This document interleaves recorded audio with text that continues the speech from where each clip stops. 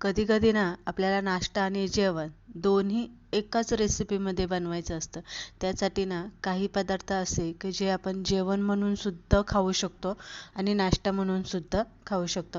तर आज आपण अशी रेशनच्या तांदळाची एकदम मऊ लुसलुशीत भुसभुशीत जाळीदार आणि एकदम खायला हलकी फुलकी घशात न अटकणारी इडली कशी बनवायची ना ही रेसिपी बघतोय. डाळ तांदळाचं प्रमाण कसं घ्यायचं आहे, किती वेळ भिजत घालायचं आहे, इडली कशी बनवायची सगळं सविस्तर बघणार आहे. रेसिपी शेवटपर्यंत बघा. तर चला पटकन रेसिपीला सुरुवात करू. सगळ्यात पहिलं रेशनचं तांदूळ घेतलेले, 1 वाटी सफेद उडदाची डाळ आणि त्यामध्ये मूठभर मी इथे चण्याची डाळ घातलेली आहे आणि 1 वाटी पोहे घेतलेले. आता जर तुम्ही प्रमाण 1 वाटी डाळ घेतली असेल सफेद उडदाची तर त्यासाठी तुम्हाला 3 किंवा 3.5 वाट्या एवढं तांदूळ इथे मोजून घ्यायचं आहे आणि त्याच वाटीने आपल्याला डाळ तांदूळ आणि पोहे मोजून घ्यायचे. आता इथे मी घातलेले चमच्याभर तुम्ही इथे मेथीचे दाणे घालू शकता, नसेल तर काही हरकत नाही, फक्त त्यामध्ये चण्याची डाळ मग मूठभर तुम्ही इथे घालू शकता. डाळ तांदूळ दोन्ही एकत्र करायचे, चांगलं चोळून चोळून 4-5 पाण्याने धुवून घ्यायचे. पोहे सुद्धा चांगले धुवून निथळून घ्यायचे आणि नंतर एका मोठ्या पातेल्यामध्ये डाळ तांदूळ पोहे तिन्ही एकत्र 6 ते 7 तास इथे भिजत घालायचे. इथे 6-7 तासानंतर हे भिजलं गेलं की इथे डाळ तांदूळ धुवून घ्यायचे नाही. आता आपल्याला डाळ तांदूळ धुवायची काहीही गरज नाही.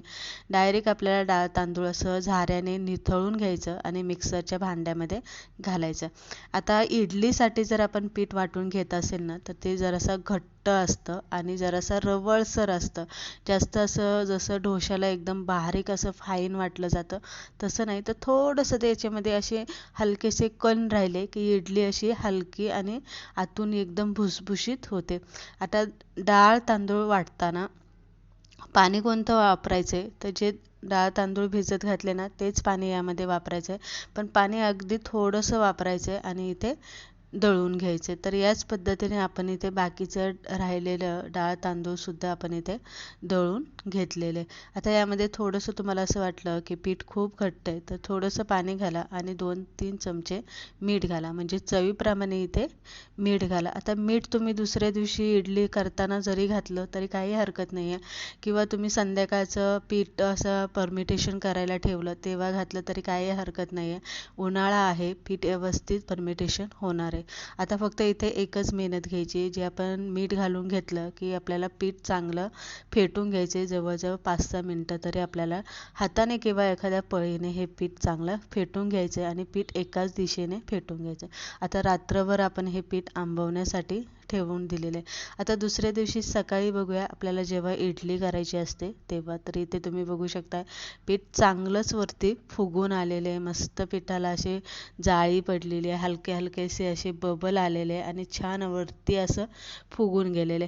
आणखी थोडा वेळ मी पीठ ठेवलं असतं तर कदाचित पातेल्याच्या बाहेर सुद्धा ते ओतू गेलं असतं. आता इथे इडली करताना आणखी एक चूक आपण करतो. पीठ एकदा परमिटेशन झालं आणि इडली बनवायला घेतली की पीठ आपण आणखी फेटत बसतो, पण इथे आपल्याला ही चूक अजिबात करायची नाही. पीठ आता इथे आपल्याला जास्त फेटायचं नाही, फक्त हलकंसं खालीवर करून मिक्स करून घ्यायचे. पीठ इतकं असं वरती फुगून आले की हलवायला जमत नाही, म्हणून मी इथे दुसऱ्या पातेल्यामध्ये थोडंसं काढून घेते आणि मग पीठ मी इथे या पद्धतीने हलवून घेणार आहे. इथे जास्त पीठ हलवायचं नाही आहे, ही गोष्ट परत एकदा लक्षात ठेवा. थोडंसं मीठ कमी वाटलं म्हणून मीठ इथे मी परत एकदा 1-1.5 चमचा इथे मीठ घालून घेतलेले.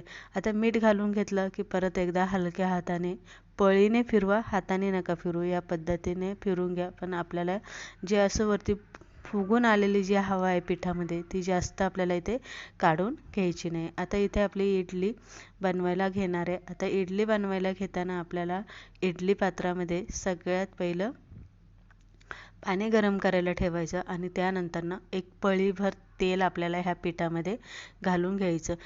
पळीभर तेल घातल्यामुळे काय होतं, इडली जी असते ना ती अशी कोरडी न होता एकदम अशी तुपट, एकदम अशी इडलीला जी चकाकी येते ना ती यामुळेच येते.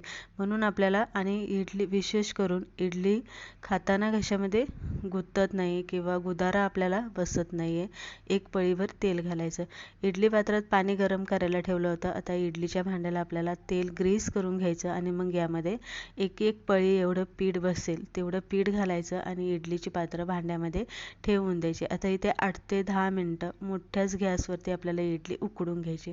जास्त वेळ जर तुम्ही इडली उकडत ठेवली बारीक गॅसवरती तर तुमच्या इडलीला कोरडी होणार आहे. अशी हलकी आणि मऊ लुसलुशीत किंवा तिला जो एक मुलायम लवचिकपणा असतो तो न राहता ती एकदम अशी कोरडी होणार आहे आणि खाताना मग मात्र आपल्याला घशामध्ये अटकल्यासारखी वाटते. त्यामुळे इडली इथे जास्त वेळ उकडून घ्यायची नाही. आता उकडून घेतली की आपल्याला 8-10 मिनटामध्ये इडली उकडून होते. त्यानंतरनं ही भांडी आपल्याला बाहेर काढून घ्यायची आणि 2-3 मिनटं इडलीची वाफ जाऊन द्यायची आणि मग इडली आपल्याला चमच्याने काढून घ्यायची.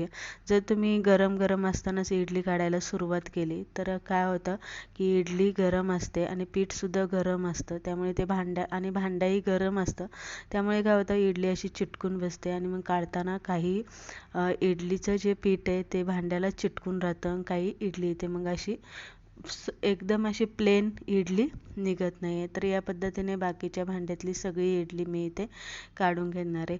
इडली एकदम पांढरं झालेली आहे आणि दुसरी गोष्ट म्हणजे तुम्हाला इथे दिसत असेल की इडलीला एक चांगली चकाकी आलेली आहे आणि एकदम मऊ झालेली आहे.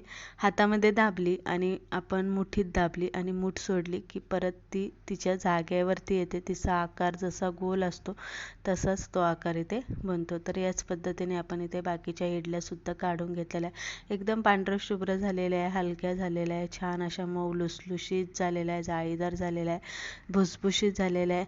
तुम्हाला रेसिपी आवडली ना तर लाईक करा, शेअर करा, आपल्या चॅनलला सपोर्ट करा. कारण तुमच्या सपोर्टची खूप गरज आहे आणि तुमच्याशिवाय आपला चॅनल काहीच नाही आहे.